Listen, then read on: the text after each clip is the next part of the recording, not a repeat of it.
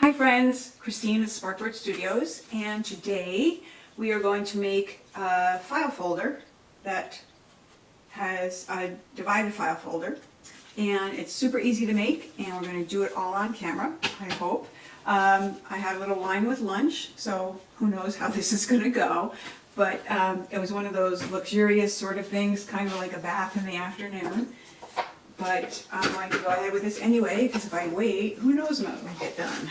So, what we have are the inserts, the divided portions, and I printed them each, you know, the ephemera I used to design it, and then on the back is this rose pattern, which ties into this rose pattern. And it's a little bit funky and grunged up, and I'm going to decide which direction the flowers will go, because you see here, oops, different one. You see here, the flowers are on the outside and you don't really see a lot of them. I'm sort of thinking of putting these sides on the outside and letting the whole thing be floral when you open it up. So we'll see what we think when we cut them out, but let's go ahead and do it. So a couple of things about using this kit. Let's see. I should have gotten a little bit more organized here. I'm a big scorer, so I often include score lines and I use the score lines. So in this case, I'm going to score right along this line, which will be lightened up when I finalize the kit.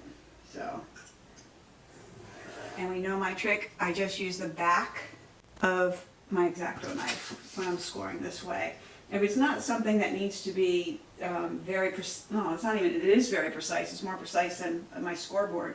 But it's a very narrow score. So if you're using a heavy cardstock, you really want to use something like a scoreboard or a scoring tool, something with a little more thickness, because the larger or the thicker the cardstock, the more it wants actually a double score, a dual score. So in this case, it's really flimsy paper, it's not going to matter. So the back of the X-Acto knife it is. So now, I'm just gonna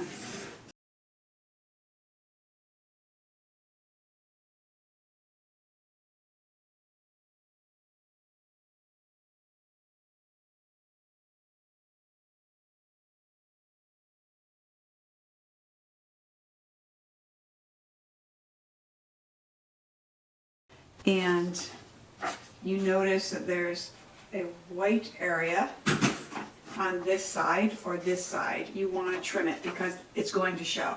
It will be, because these are going to fold on the outside of this section. This is not so important, but this white section, this white area here, we want to just take that off. All right, and then of course there's inking. And let's ink a little.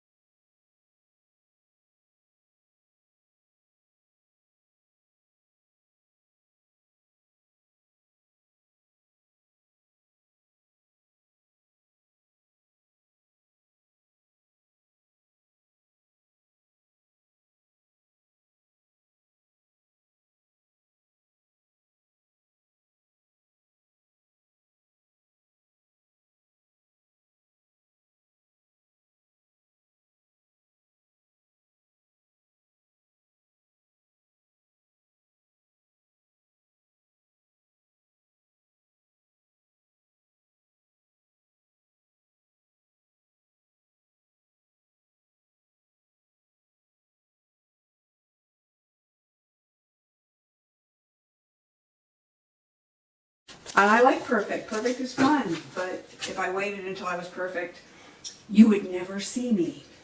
Ever. So now I have this kind of cut. Now this is just all one design on the back, so we don't worry about that. We're going to trim from this side.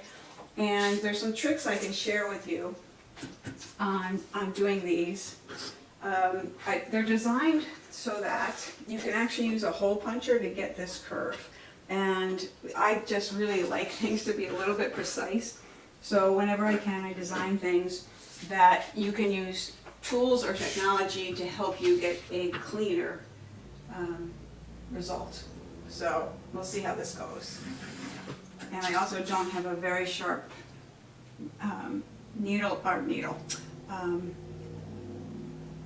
this thing, knife, blade, oh my god, it's the line. So I know that the front is knocked off, so I probably should be using a sharper blade, maybe a new blade, but I'm not. So we're gonna just beat this into submission and make it work.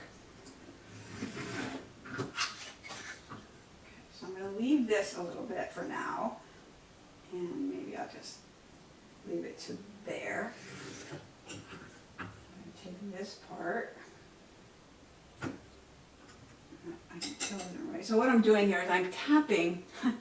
I know you can't see it, but basically if you see me stall while I'm lining something up, what I'll do is I will take the ruler and put it against the line I think I'm going to cut, and then if I feel like it's like tiny microscopic bits off, I will tap the ruler with the knife, and that gets it just straight enough to be as precise as Christine needs it, which is pretty precise.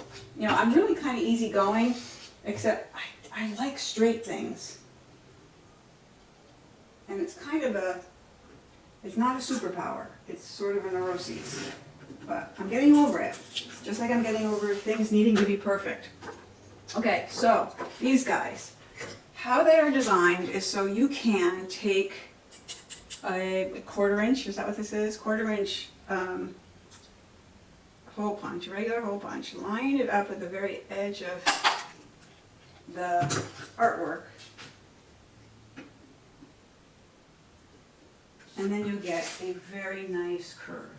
Because I also, as much as I like straight things, like nice curves. So you can see, I don't know how well I did here, but you can see this curve is actually really very nice. And that's because I had the assistance of the hole punch. And then we just come here. And I'm terrible with scissors. I'm slightly better with an X-Acto knife.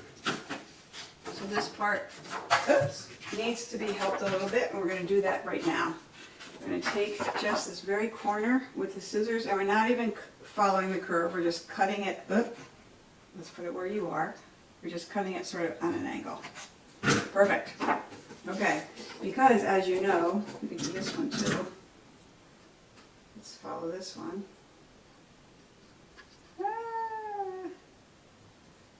How I get my curves to look more perfect is simply, I hit them. And by doing this, I take what was not the perfect curve and make it a seemingly perfect curve. So the same is going to happen with these guys. You just hit them. And remember what I always say, that time is not sharp. So when things have worn away, they've been bashed and battered and hit a few times. And that's what I do, that's what I'm going for when I hit my paper. Let me find it, there we go. When I hit the paper with my bone folder. So this guy, also kind of right in the corner. And on this side. So now that inner corner should be pretty perfect. I'm going to try and keep my head out of your view. Come on, come on, come on. And then cut from circle to circle on the bottom. And then I will come out here and follow this line. This is a tricky one because it's on the end. When it's in the center, you can do straight lines and it's easier. When it's this guy, you have a lot more room here. Also, all of these corners can be cut. They are designed to be cut with your basic corner rounder of, I guess, largish size. But we'll go ahead and cut like the little people. Like this one I'm just going to cut just to show you. This one we're sending it in. Done. Life is easy. So I do try and design that way. when I'm creating pieces. Okay. All right. So now, looking at this, it's all pretty good. So now we just need to decide on fold. And I did not score it, which is also unusual for me. Normally I would score it along there, but right now I'm just going to fold it and make it even. And I'm going to bring it up so that all those parts meet. It's a little bit pre-inked. And I'm just going to press. Then I'm going to ink it more.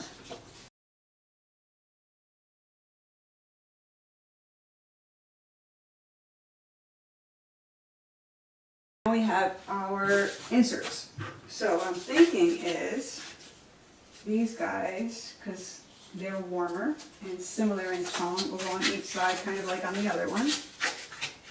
And let me just test this to see if I like how it looks. Because basically, this is going to go in here, and when it opens up, oh, look at that, it's all flowers. Yes, I like it. Okay, we're going with that. So, very simple. Let me grab some gluable paper. Annual Audubon seed sale. I already went to that, and we spent a bucket of money because it benefited our local Audubon chapter. I'm an enormous birder. There's probably a bird in every kit I create, and I feel like supporting the birds and the groups that support the birds is the easiest thing I can do. Okay, so now we have our pieces, and these are all the same, and whether or not I showed them all on camera, but we got the flaps, and all we have to do is close them up. So again, we have to decide if we're going to ink, and of course we're inking. Inking. And I do clip a little thumb circle in these, but I wait until it's all,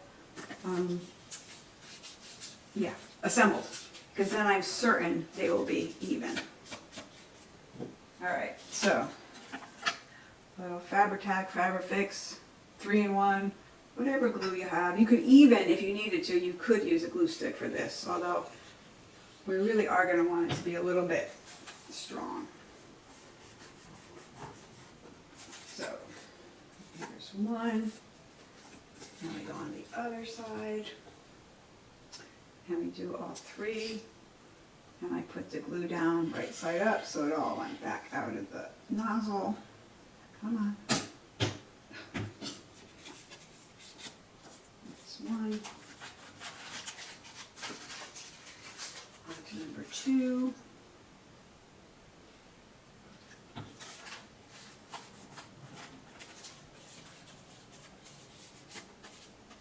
And this side, the white part does not matter since it's getting glued down. If it were on the other side, it would matter.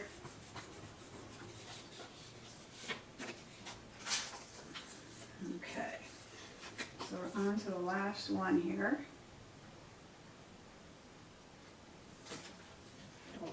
I should stop putting the glue down right side up because then it just all squeaks out. I've got to say the magic words to make it come out again. Come on, you can do it.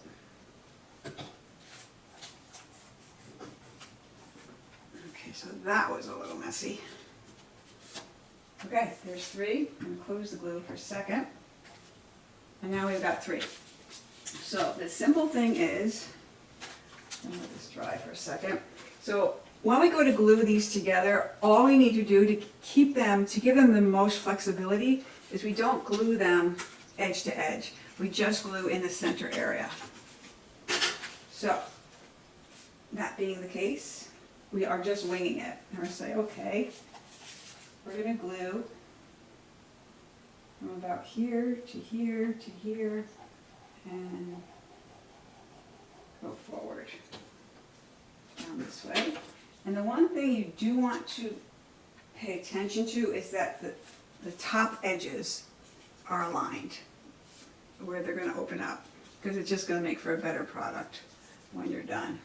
So you do want to use the time that Fabri-Tac Fabri-Fix affords you and be able to align the tops of these pockets. So that looks about right. Just gonna rub, do a little. All right, oh, it's looking so pretty. All right, so this guy's going on this side. Nope, this guy's going on this side. So same thing, just kind of in the center. Just sort of winging it. Not worried too much about precision. Put the glue away. And I guess I could decide which side. It doesn't really matter. So I'm just going to put this side on. And again, you want those top edges to be aligned. The bottom ones, nobody's going to see. And I did not ink these, but I can ink them later.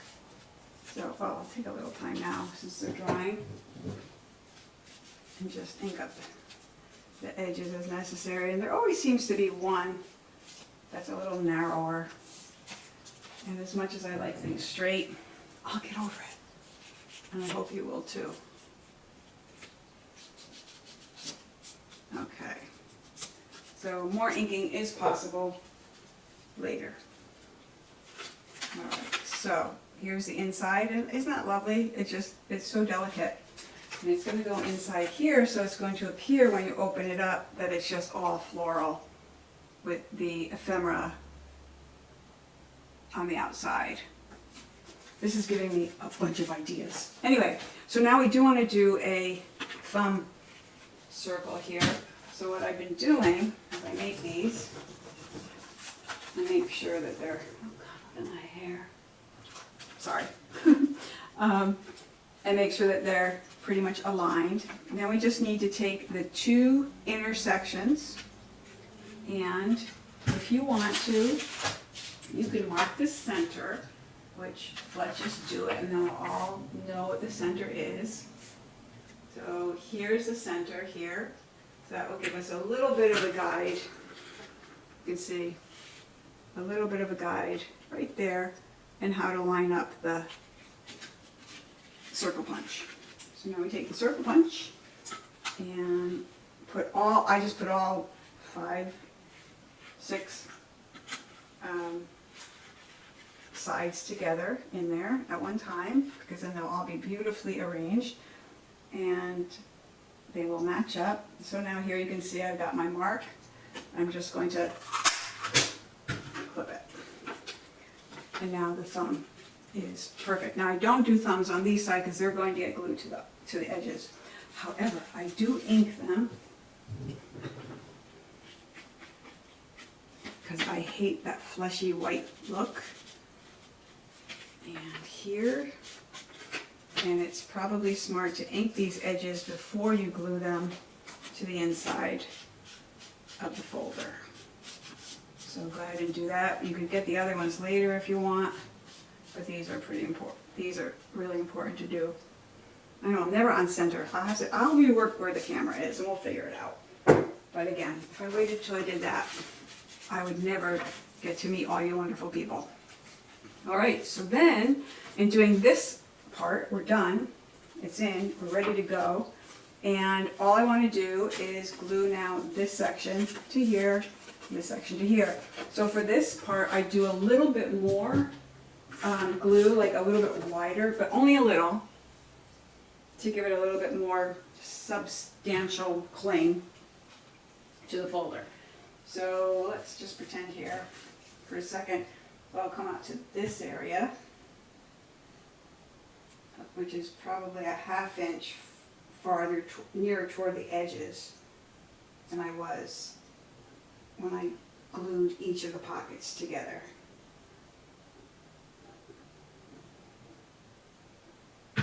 Leaving that down so that all the glue does not go back in. Alright, so now it's basically just line it up with the bottom and the sides, and you want to kind of center it as you can. And then give it a little press. And you can see it's below the cut mark of the tab label tab, the indent. And here too, I'm going to go a little bit farther than I went when I glued the center of the pockets, just to give it enough grab. You don't want things to come apart, and this will give it plenty of space, plenty of surface to hold. Okay. Oop, we got a little extra glue going on here. There we go. Look at that. Is that great or what? So now we need to just choose I'm going to use the bone folder and give it a little extra on each side. Now we just need to choose our labels. And the labels are just fun ideas that I had while I was creating this. And I think I'm going to use misconceptions as my label. And you can use any that you like, and I will include blank labels as well in this, so you can of course customize it to your weird life. Because my weird life is mine. So there we go. And there we go. We're going to cheat here and simply bash down these corners because we can. Look at that though, it's as round as it was going to be. Oh, sorry.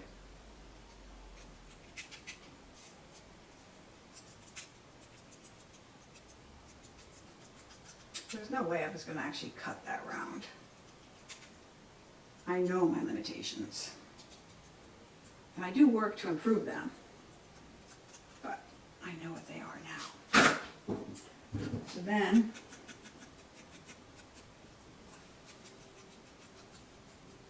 a little inking.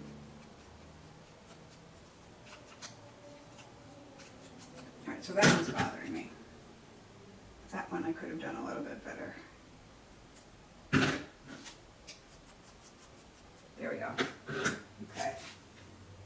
Now I'm going to add that here. Now looking at this, I realized, ooh, that color really matches too well the folder color, so I might change it.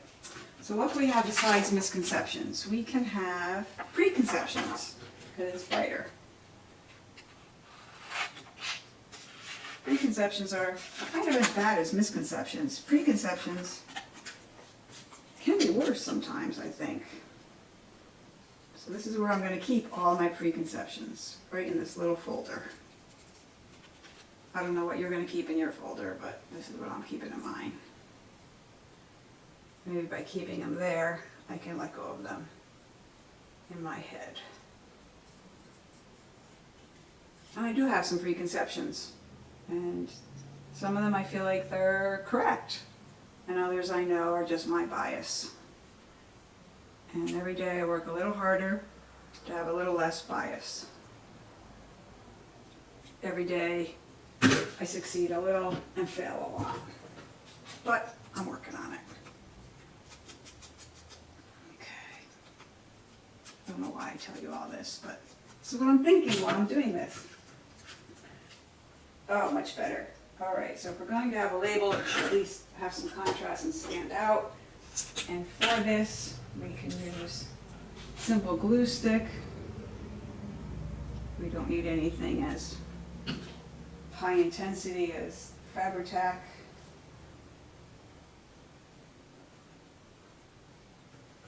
And there we are. And it's a beautiful thing. So now we've got two. We've got borrowed philosophies and preconceptions. There's actually a third one that goes with this kit, and I will build that one, and you'll see it as part of the kit, or maybe I'll do another video about some other aspect of building these. But that's it. They're really fun, simple, and you do want to unglue them before the glue dries. So that's it.